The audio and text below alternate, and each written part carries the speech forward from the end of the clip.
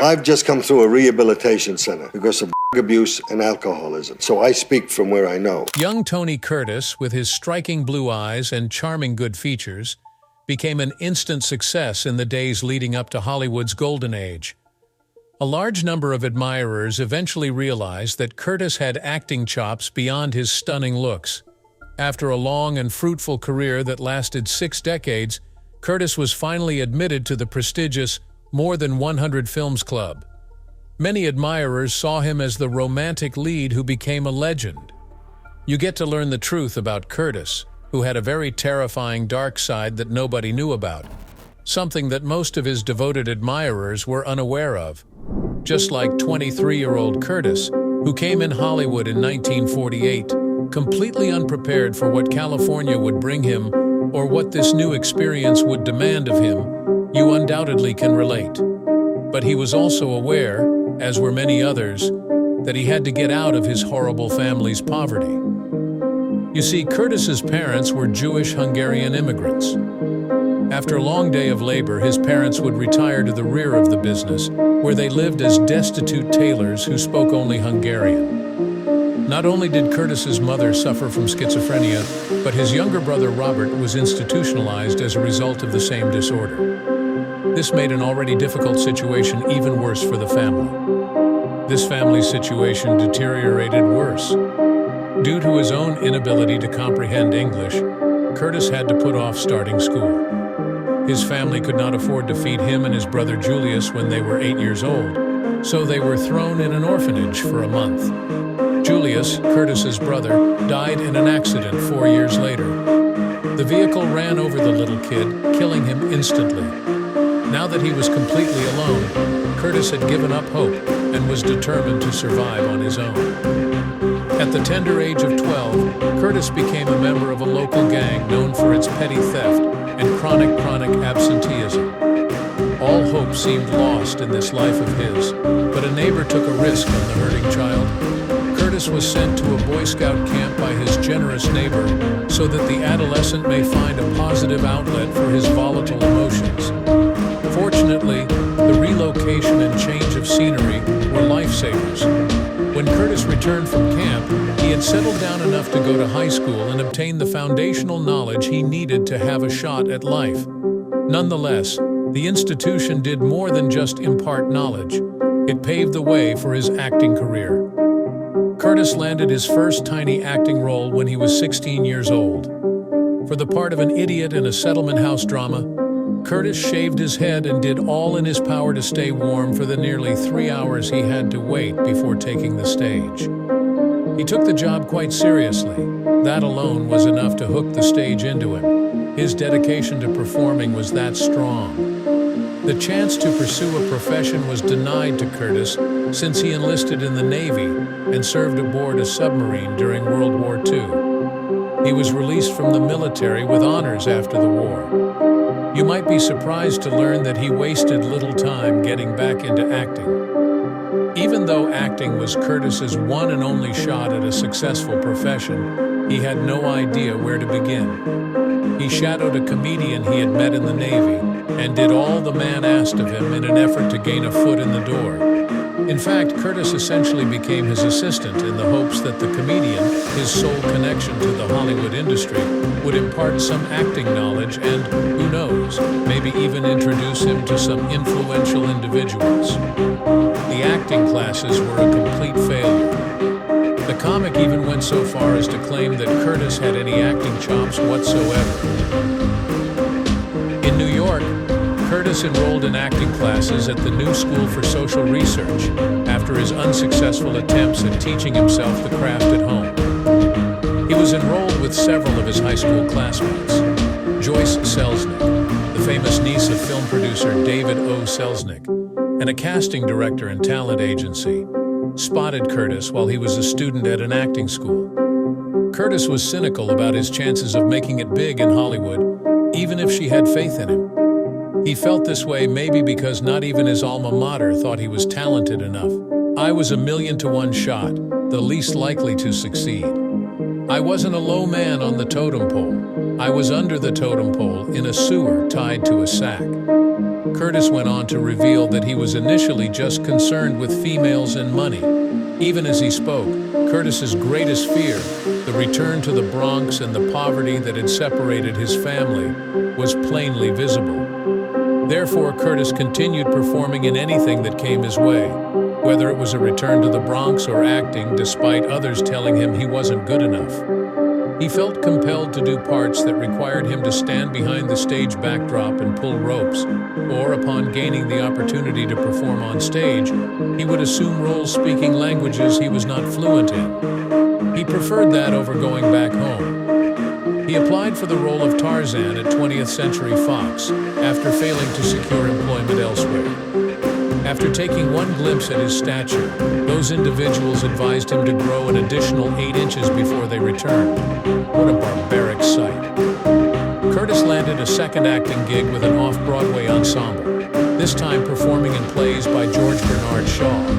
This doggedness paid out for Curtis in the end, since it was just in that area that he excelled. Rumors of his talent reached an ambitious theatrical agent, who set up a meeting between Curtis and Universal International Pictures president. Curtis received a suit and an actual plane ticket to Hollywood as a result of the encounter, which went swimmingly enough to land him his first stock deal with a film firm. It was entirely coincidental that he met Jack Warner on that flight to California. Although it had no practical use for Curtis at the time, it may have been a portent of his future fame. The loss of a portion of Curtis's identity was necessary before he could achieve greatness. Born Bernard Schwartz, a name that clearly reveals his Jewish heritage, Curtis had the challenge of not having a name that sounded American or was easy to recall. Just as he was about to embark on a significant career in Hollywood, he was forced to let rid of his birth name. Curtis first agreed to use the name Anthony Curtis when he heard about the change from his debut film's director, but the director soon pointed out that the name was already in use by someone else in the business. As a result, Anthony Curtis became a compromise for Curtis. He began his life in Hollywood as Anthony Curtis, living on a single mattress in his flat. Milk and pie were his only meals a day. How would he proceed? Not only was he struggling financially, but his weekly earnings were pitiful at $43. Because of his innocence, Curtis was used and mistreated. It wasn't because he was ignorant or foolish. Rather, he was eager to learn as much as he could because he had an ingrained belief that he wasn't good enough. Where I came from, being good-looking was a passport out of a garbage can. But at Universal, there were 15 guys who looked just as good as me, all waiting for me to break a leg. When asked about his attractiveness, Curtis would respond, "At least he was easy on the eyes." Hollywood was like a leveler for him. Even though he'd had a bad start in life, he felt he had no excuses because there were so many other inspiring stories. Curtis was on the verge of returning to the Bronx, something he had vowed never to do, and nearly left Hollywood at one time. One of the studio press agents tracked him down while he stood at Union Station, waiting for the first westbound train, and spent some time encouraging Curtis to keep going for his ambition. There are moments like these when Curtis would be eternally thankful. His subsequent 3 films after getting back to work featured him speaking less and less words, but there was still action going on. More letters were being sent to Curtis than to the actors in those films. He reflected, "I was a big star in movie magazines, but I couldn't get arrested in pictures. They even had contests. Win Tony Curtis for a week. All of a sudden, I was prized for 1 week. A woman in Texas won me, and when we got there, she said, I really wanted the gas burner." In the end, it paid off, as his 5th film blew up at its premiere. Although the cast received courteous applause as they entered the stage for the procession, the mood took a turn for the worse when Curtis, the very last performer to enter, made an appearance. The female movie magazine readers in the crowd couldn't believe their good fortune at finally getting to meet Curtis in person after being accustomed to seeing him on glossy pages. Stomping their feet and yelling as loud as they could, they let their enthusiasm be heard. They were on the verge of making the entire meet and greet a riot. It was like stepping into a hot oven, according to Curtis. Who could have blamed the studio and the cast for being shocked? Curtis was so unrecognized that he had hardly garnered any attention from the public. Because his acting career was failing to pay the bills, the studio saw an opportunity to cash in by having him appear in the magazine. Still, he was nearly surrounded by admirers. As soon as the studio recovered from their first astonishment, they set out to find a show in which Curtis might feature. They succeeded. Their debut in The Prince Who Was a Thief was just what they needed. Because it was made for Curtis, movie featured him in all his manly splendor and didn't have a convoluted plot that would have confused the viewers. Right away, he was granted his very own private dressing room. The production budget for his picture was around $200,000, and it made around $2 million at the box office, all because to his fame. After seeing the pots of money flowing in, the studio hurried to develop the sequel to Curtis's picture. They could not believe their luck at discovering the spring of cash they had unwittingly neglected for such a long period of time. This, too, was a commercial smashing hit. It was immediately obvious that audiences adored seeing Curtis in his many cinematic roles. In the years that followed, he became one of the most bankable movie stars of his day by appearing in a string of critically acclaimed and commercially successful films. We call him a rising star because Curtis was able to move up the ladder and land a spot with the Music Corporation of America, the most prominent talent agency in Hollywood. Hollywood finally acknowledged his significance with this stamp. Although Curtis and his crew had been with Universal for 7 years, they felt there was room for advancement. Members of Curtis's crew thought he could mingle with Hollywood heavy hitters like James Dean, Burt Lancaster, and Kirk Douglas. The crew wasted little time in searching for films that could fit these famous faces while still making room for Curtis, and they succeeded. Curtis co-starred with A-list actors over the following many years, appearing in critically acclaimed films alongside them. He claims that the major movie stars relieved him of some of the strain. "I had the best roles. The fellows knew it, but they didn't care because it gave them a chance to relax and to protect their money because they knew the kids liked me." Curtis landed his own big-budget film, The Defiant Ones, thanks to this ingenious plan, and he was nominated for an Oscar for his performance. He also co-wrote the hit song Some Like It Hot that year with Marilyn Monroe, who was a global superstar at the time. The film did quite well at the box office. What did you expect? Really, for Curtis, his career reached its peak when he starred in Operation Petticoat, a film that allowed him to return to the Navy, not just as a veteran, but as a renowned movie star. Comedies, tragedies, war films, you name it. Curtis was in them all. His versatility was wide, and he loved his job. Despite his lack of Academy Award hardware, he was elected into the Hollywood Walk of Fame in 1960 and received a star there. He also received the Ordre des Arts et des Lettres from France.